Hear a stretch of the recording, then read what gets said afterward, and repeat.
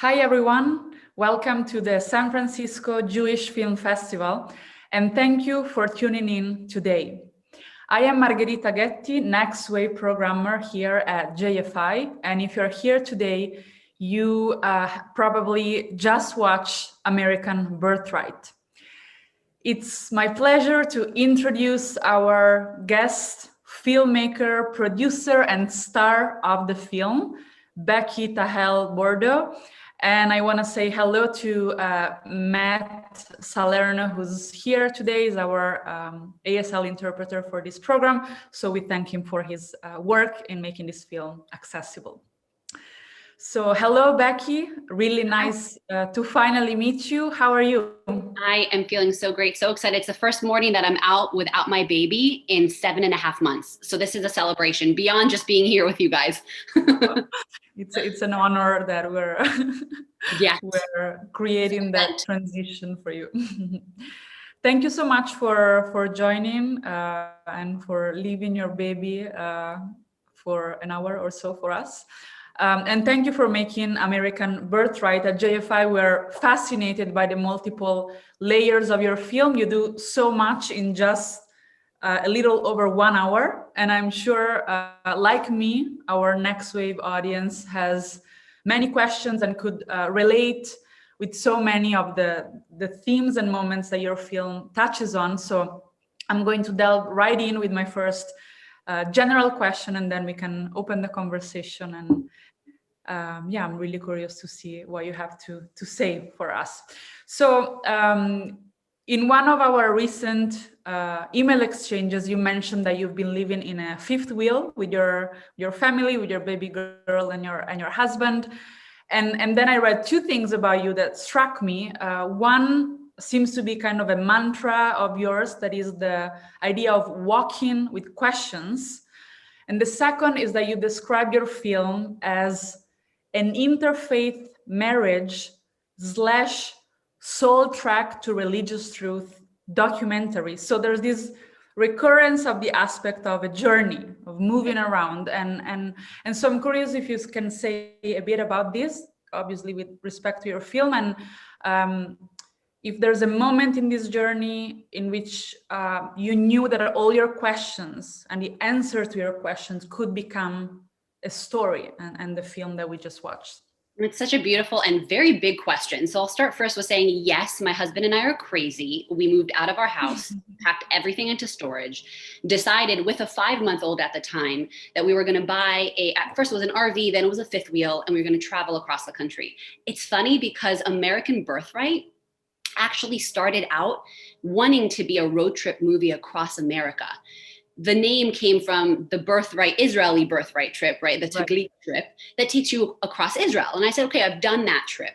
I know Israel. I was born there. I was raised there. Let me have my American version. And that didn't happen because halfway through making the movie, as you saw, I experienced an entire twist, an upheaval of what I thought the movie was going to be. And I decided it's not an American-based movie. It's not about solely interfaith marriage. I'm taking a sharp right turn. I'm going back home to Israel, and the journey is shifting. And I think it's funny, I have chills as I say that, because in many ways, that's what I'm experiencing now. It's like there's always a movie happening, and we're always writing the movie of our life. So in the sequel, that I'm not filming as much as I did the first American Birthright, the course is changing as well, right? We were going to leave a few weeks ago and head across the country to see my family. I gave birth in October. I was pregnant after the wedding that I got married in January of last year, and I haven't seen my family. So that was going to be a journey that I was going to take to see them. And of course, COVID changed everything. And I think we know that life happens, and we don't always have control over it. And that was very much my producer director experience of American Birthright. I thought I had a journey planned. I thought I had a vision and an idea of what I was going to say with the film, and everything changed as soon as I started filming. I think that's the power of documentary. I think that's really the power of this whole thing. And so when did I know I actually had a movie? I don't think I ever knew I had a movie. It's funny. I started out with this idea randomly in the car. I remember I was mid to late 20s. I felt like I was getting old in Hollywood and I wasn't getting the big break I wanted and all of that stuff that many actresses I'm sure experience. And at the time I was writing. I was ghostwriting for different influencers. I was assisting a big actor. And I saw all of them make their own content. And I figured, okay, it's time for me to make my own. I need a calling card. I need something that shows who I am at the core. And I have to produce it myself. And at the time, I had a writing mentor who said, what's your unique story? What's going on in your life? Because we create from what we know. I said, well, I was just on a J-Date commercial. So I'm like the poster child for Jewish dating. And my sister, ironically, just got engaged to a non-Jew. Like that feels like the tension for a movie. Let's go. It was very naive and I just sort of went with it. And that's how it started. Awesome. Thank you. That's such a beautiful story. And it reminded me of this short, 5-second scene in your film when you have just decided to embark on your literal journey to Israel. And I think it's one of the rabbis you're talking to. I don't recall the name right now. And he says, kind of whispers to you, I'm much more excited about your journey than about your movie. And I love that you put it in there. And yeah, it kind of answered the question in a very sweet way. Thank you. That's a really... I started out I wish I could say that I made the movie purely for the soulful, I wanted to tackle this big Jewish topic. That was a part of it. But I think everything starts from a sort of ego, selfish desire, because that's what we are. We're human, right? We're in these selfish bodies. We want things. And so I wanted acceptance. I wanted to be creative. I wanted to make something that meant something.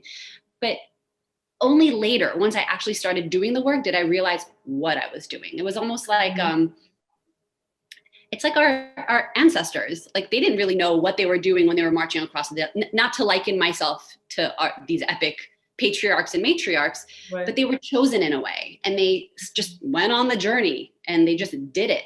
And I felt in many ways like I was being called to make something. I had no idea what I was doing. First feature film, first documentary, and I just went with it. And I encourage people to do that because it can work if you stick with it and if you find a connection to it.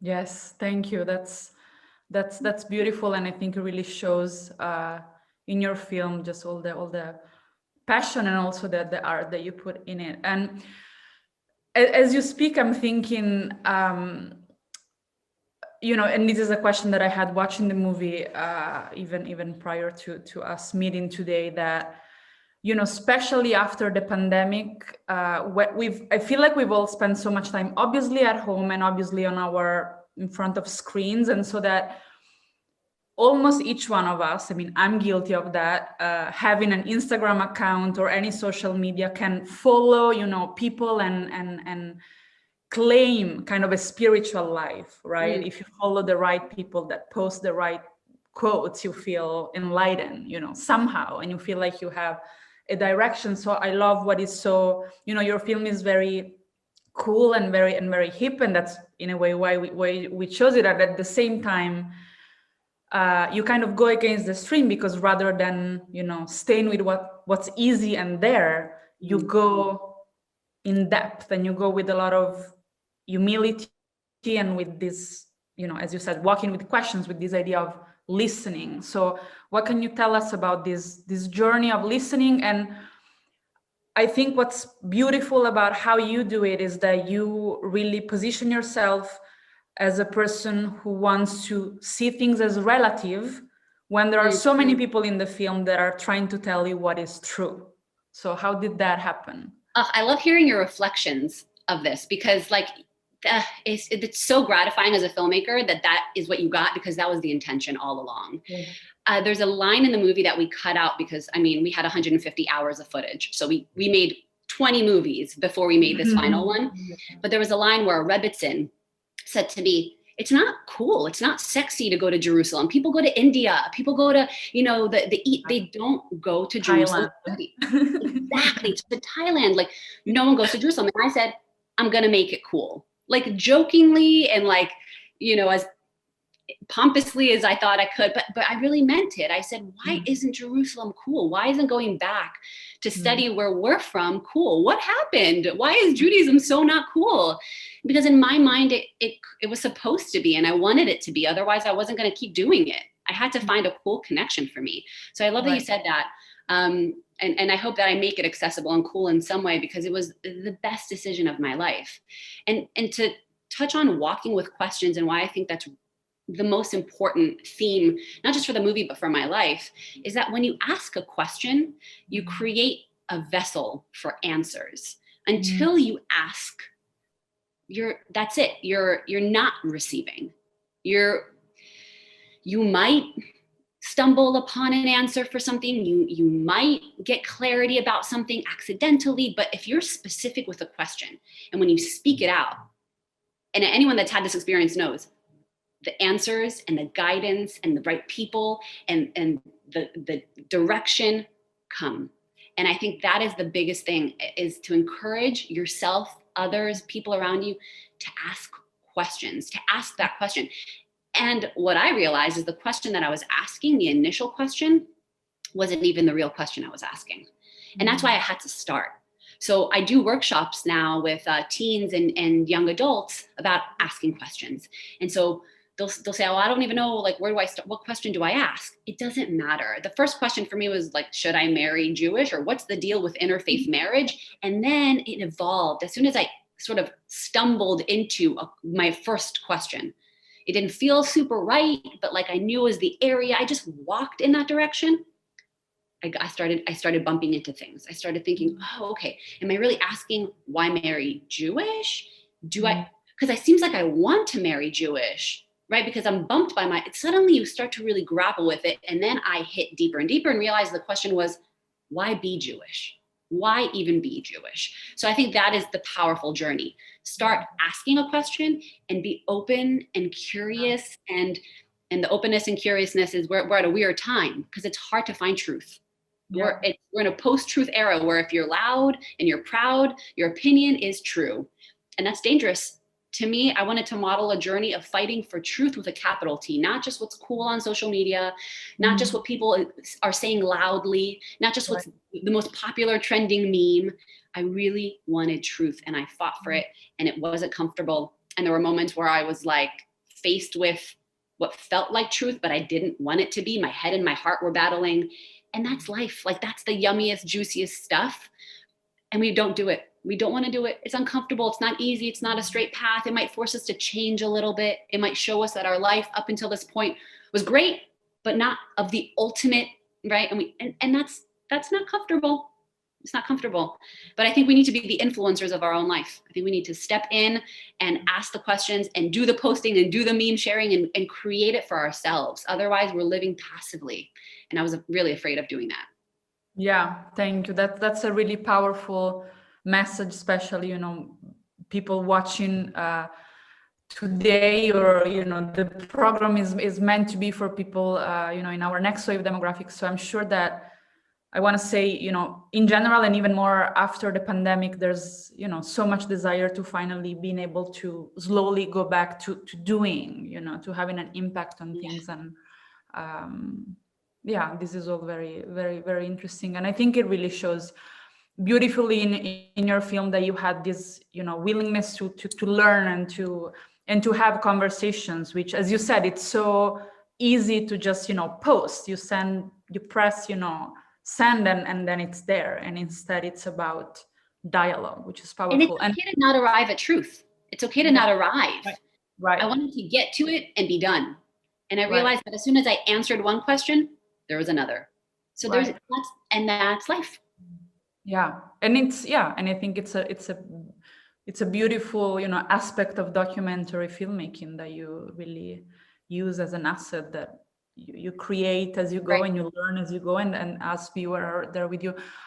So I want to ask some questions about the making of the film, but this is a perfect segue into another question that I had before we move on to that. That is, especially, in this historical moment in which not only we had the pandemic, but there's, tension in Israel and in the region, and, not necessarily going there in depth, but thinking about, we're watching, as JFI, we are a film institute devoted to,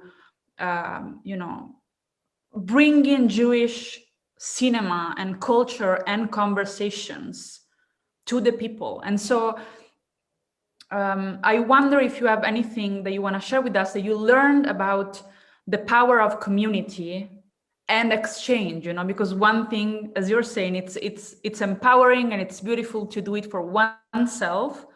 But is there anything that you learned that you think you want to, specify even more to our audience today that you think can impact how communities are acting with it? Yeah, it's a great question. I've not been asked this one. So there's a couple things that come to mind. We are relational beings. We form how we think about ourselves and others based on our interactions with others. It's like light can only be made visible when it's reflected. So we reflect to each other things about ourselves, about our shared history, about our culture, about how we want to live. I initially thought religious Jews looked one way, and I was shocked. Like when I went to Israel, and I was raised there, when I went and I saw all of these different Jews, and that is the beginning of the answer of the importance of community. We can't learn sitting home. Again, and I love social media. It's a great tool, but we can't learn everything by sitting home. At home, just reading what's on our feed, what's the most popular thing. We need to get out. We need to talk. We need to experience. Judaism, in particular, in my experience, is experiential. It's an ethno religion, so it's not just a bunch of to-dos. It's a lot of to-bes. It's a lot of what is, Shabbat is not just what you do. It's a being in community. It's experiencing Shabbat. It's stepping into a place and time and being in an environment. And until you taste that, to me, that was the biggest shift. And that's why I think it's important to get up and go. And like you said, that could be the inspiring, hopeful time for us right now. We've been home, and I think we had to be home to see what it feels like to not do, to not be, to not experience in the ultimate way. Yes, we can read, and yes, that's wonderful. And yes, we can talk and we can Zoom, but that's really flat. Like it only feeds one part of us. And I think the beautiful thing about Judaism is we're such a dynamic, it's a dynamic experience. It's the head and the heart. And so much of the heart, and I know so many people told me this when going to seminary, is feel it. How do you feel there? Do you feel good? Stay. Do you not feel good? And now I will also say it's tricky sometimes to just go based on how we feel. Because what if today I woke up and I stubbed my toe and I'm feeling off? Suddenly I don't want to, there's a difference between I don't feel like doing it versus no, this feels right. Right. One's this sort of fleeting mood. The other is really checking into who you are at the core, right? The soul, the spark of the creator that you are, checking in. Who am I? What is right? What feels good?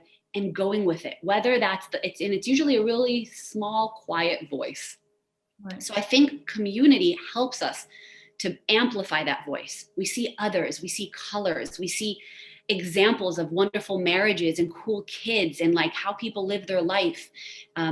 The moral compass, I feel like that's so lacking. Again, I'm looking outside and I see LA and I love it here. And I'm not, it's not about talking trash on Hollywood or LA. And I never will, because I think they're wonderful people and I've been blessed to meet and have incredible mentors. But what we value in the Western world is not really what speaks to the core of who we are. And I think that is the importance of community and to diversify our community. Sometimes we want to stick with people who are just like us, and then we're stuck in silos, in echo chambers, in confirmation biases. Right. And I won't say that it's easy for me and that I've arrived at community. My community is very diverse and it's not always in one place. And I don't know that I've completely found it. People would ask, where do you go to synagogue, or what's your community in LA? I don't really have one. I'm still finding it. And I think it's okay to, again, walk with the question of where is my community? Where do I belong? Because if I'm asking that, I guess you can see back to your first question, that's why we're on the road. We don't know that we want to live here. So let us go and see all of our other brothers and sisters across America. Let us go to Atlanta and Philly and Miami and like just go and see and experience and get out of our, that's lech lecha, right? That's like the initial quote of the movie. Leave. Right. You have to leave home. You have to go outside of your comfort zone, because even just stepping foot out, new things come in. Thank you, Becky. That's beautiful, and yeah, a message of hope and very inspirational. Is there anything that you want to share with us about the practical things that you learned? And there's I think, if I understand correctly, there are changes that happen within you and your life, rituals and moments that you started observing and after making the film and after your journey. And I think something that it's a very inspiring message, whether who's watching is Jewish and is interested in Jewish culture or is doing something else, about the daily, the commitment, the consistency of seeking to, whether it's studying or meditating or praying or moving or talking to loved ones. So is there any change that you saw that is now still affecting your life that has to do with this idea of practicing? That I'm curious Beautiful about. question. And I think really, really important to mention, because I don't go into too much detail because I didn't want the movie to feel like Bible camp. Like it's now everyone should be super Jewish. Like that wasn't the point. I wanted to chronicle and share what it looked like for me to self-educate and to create a curriculum that felt right for me. And I think we can all do that for ourselves. We don't have to go down one kind of path that looks one sort of way. But what I will say, and we're in a time where mindfulness and consciousness these are buzzwords. Like everyone's talking about them on Clubhouse. These are the memes and it's mainstream now. And that wasn't the case 10, 15 years ago when I started making content. Because I remember pitching, we should do a spiritual this. And they're like, spiritual content doesn't sell soap, right? Like there's no advertisers that want to advertise. Now it's like the stuff. So I think it's important to like remember that this wasn't always the in thing. And for so long, we've just been robotically walking through life. I think now our generation, this current generation, is ready to go. Is like, no, we need depth. We need truth. We need the real stuff. We want connection. We want meaning. Because like, what is life? The human condition is fleeting. We're eventually going to go. So like, let's have it be meaningful. Let's do real things. And Judaism, what I found, says this all along and has practical step-by-step things of how to connect to your deep, true self consistently throughout the day, throughout the week, throughout the month, throughout the year. And the problem is though, so I say that and everyone goes, okay, so then why aren't people doing it? Why isn't it felt like, when you say it, it sounds really cool, but like, is it really cool in practice? I think we're not taught it in a way that really resonates. And we can get into the issue of education in general. I mean, that's a big conversation in America and I'm sure in other countries as well. What is proper education? Where are the good teachers? How do we really teach so that students connect in a way that's relevant to them? And that's a whole other topic. But I think that's why for me, if Judaism wasn't speaking to me, I just hadn't found my teacher yet. And I think when we go to high school, we're given or college, we're given our teachers. But after that, we choose our teachers. And Judaism says to make yourself a Rav, to find yourself a rabbi, to find yourself a teacher. So it's actually incumbent upon us. It's our responsibility. We can't sit back and say, well, Judaism kind of sucks. I don't know. It's like not relevant to me and I don't feel it. Well, it's on you to find a teacher. It's on you. If you want to do yoga, you Google the closest studio. You go and try a class. If you don't vibe with the class, you find another spot. But somehow when it comes to our spiritual practice, to our religious practice, we don't go knocking down on doors. We don't find the right place. We give up. Religion isn't cool. Like, I'm not religious, I'm spiritual. And I hear that a lot. Like, when did spirituality become the cool thing? But religion's like, it's so not cool. And I said that too, actually. I would say religion, not for me, spirituality, totally. And one of the biggest things I learned when I went to Israel was, and a rabbi asked me, so what does that mean? You just like want to be a good person? Like, I'm a good person, but I don't want to be told what to do. And I realized that's what my mom always said. Yes, I was going to say, that's what your mom tells you. Yeah. She's like, I know how to be a good person. You don't have to tell me what to do. And I love my mom, and we laugh about that line all the time. And she still stands true to that. To me, that's where her and I disagree. And we're a family of disagreeers, as you can see, but we hold space for each other. There's a lot of love there, but a lot of disagreement. I think we need to be shown how to be good people. I think that intention is great, but I need to know where to put it. I need to know, okay, so I want to be a good person. How do I do that? And Judaism has that. You wake up in the morning and right away there's a morning prayer. And so I was like, oh, that's beautiful. Let me say this morning mantra. Every morning I open my eyes and I say Modani. And I'm just thanking God for giving me my soul back. Now you can get into the Kabbalah and the spirituality of why we say that, where our soul goes when we sleep. There's a lot of depth. But for the people who are like, what is a practical thing? Every morning I wake up, the first thing I'm supposed to say is a mantra of gratitude. Like, isn't that kind of what all the memes say? Start your day with gratitude. Cool, Judaism's been saying that. So to me, it was really cool to find all of these sprinkled in beautiful, mindful mantras and moments and meditations throughout the day that I didn't know about, and to find connections that were real to me, and to find teachers that could help me to make those connections in the right way. And I offer myself up for people watching that are like, okay, I want to find the right teacher. Give me that right book. Where do I go? So much of it is available. I'm hoping to build out on our website on AmericanBirthrightFilm.com a resources page. But in the meantime, email me. info@AmericanBirthrightFilm.com. Email me. I'm happy to send you a reading list. I'm happy to point you in the direction of really cool people to follow and read. And if you don't like them, we got new people. We got other people. So many people. So anyway, I could go about it for, a long time.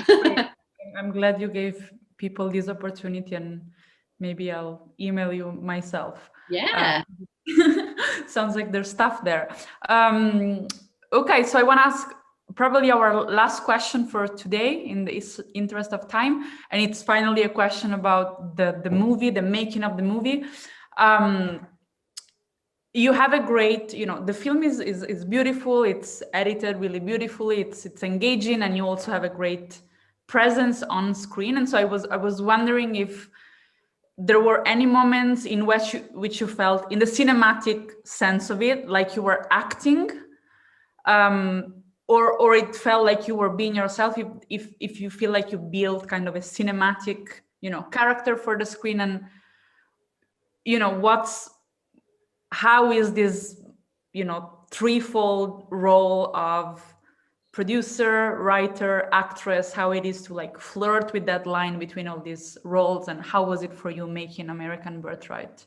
Oh God, it was an incredible and crazy process. It was just like what you said, to wear all of these different hats required a lot of my energy. So I think looking back now, I probably would do things very differently. The fact that I was directing and also thinking about, okay, we have half an hour left, and also thinking about, okay, no, but you need to be present and really be feeling this information. And then I'm also thinking about, okay, but in post, I need to move this along. It was a constant sort of conversation with like 4 different parts of myself. And that was a challenge. I think it was an incredible boot camp. It helped me because then after this movie, I went on to create a lot of different stuff in this space. I worked for Jay Shetty's company and made a lot of global content for different influencers doing that very same thing. Writing for the person speaking, thinking about posts, thinking, okay, we got lunch, and also monitoring the shot and making sure I'm getting the best performance. So were there moments where I felt like I was bumped out of being present? For sure. But you know what's interesting to me is when I look at the footage, I don't see those moments because they were still authentically who I was at the time. There's probably a little bit of anxiety, a little bit of stress. I look exhausted in some moments. Like I remember the prayer piece. I look at myself and I'm like, oh, look at this. You were jet lagged and you had been studying all day the day before and prepping and calling, and also like it was a lot. It was a lot to do at once. And yeah. And a lot of it, I was also experiencing a lot of inner turmoil while, making sure that I had the funds to finish filming. So it was an intense journey. But again, because I had purpose and because I had hope that I would make something great from this and make an impact, again, always clinging to that, I kept going. And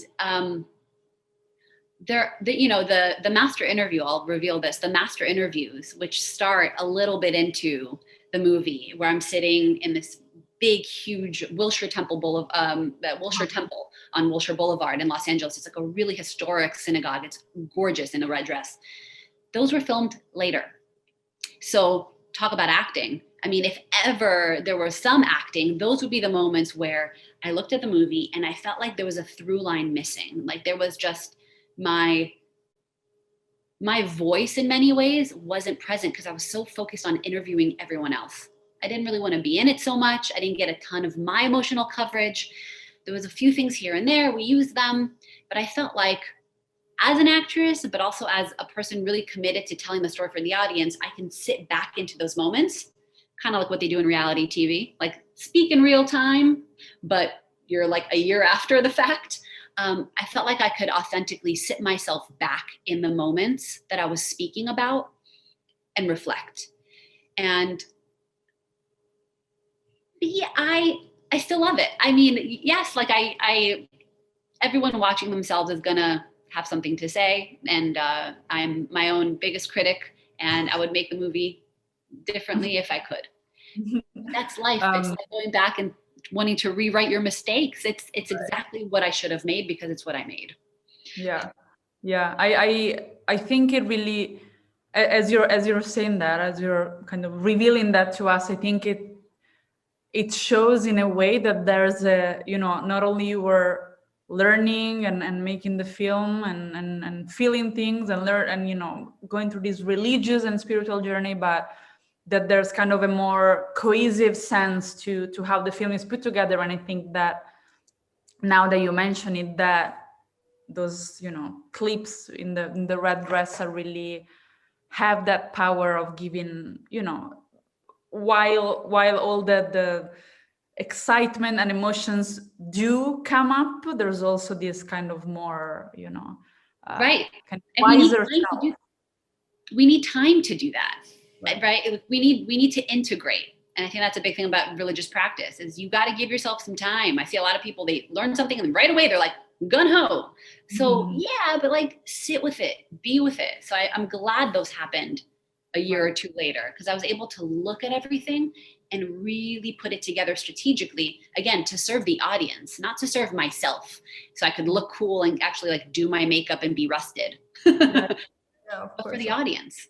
Yeah, it's I love that we see many versions of you, the official officially dressed one and the more jet lag exhausted one. I mean, it's what as an audience member, I would say that's having watched your film is what makes us feel so close to you and your journey, and gives your journey kind of a universal aspect.